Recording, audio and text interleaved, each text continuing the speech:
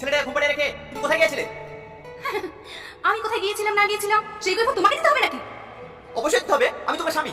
ছেলের স্কুল যাওয়ার সময় হয়ে গেছে, আমাকে অফিস যেতে হবে। খাবার দাবার না হলে তুমি কোথায় যাও না যাও সেগুলো আমি তাকাতে দিবা না? বাবু অফিস যাওয়ার পথে আমি তোকে স্কুলে নামিয়ে দেবো।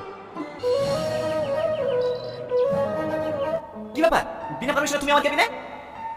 স্যার, আপনার জন্য খাবার নিয়ে এসেছি, খেয়ে নিন। কি, তুমি আমার জন্য খাবার নিয়ে এসো মানে? জানলে?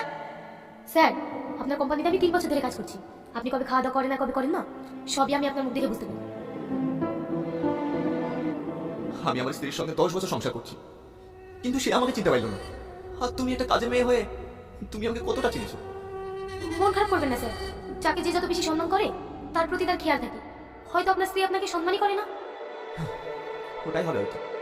ওসব বাদে স্যার, দিলেন খেলেন। হ্যাঁ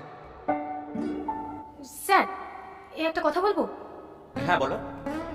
বলছিলাম স্যার, আপনি যদি কিছু মনে না করেন তাহলে আজকে দুপুরের খাবারটা আমার বাড়িতে খেলে খুব খুশি হতাম।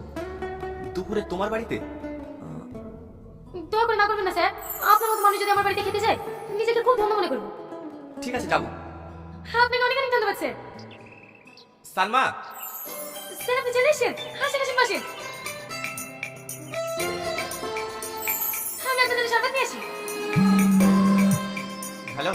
আব্বা, বাড়ি আসো, আমার খুব ভয় লাগছে। কোনো ভয় নেই শোনা, তোমার মার কাছে থাকো, আমি একটু পরে আসছি। মা তো বাড়ি আসলে আমি কার কাছে থাকবো? কি, তোমার মা বাড়িতে নেই? স্যার চলে এসেছেন যে, খাওয়া দাওয়া করবেন না? না না সালমা, আজ খাওয়া দাওয়া করবো না, আবার ওনাদের আসবো, খুব এমার্জেন্সি আছে। শরবতটা তো খেয়ে যান। ঠিক আছে দাও।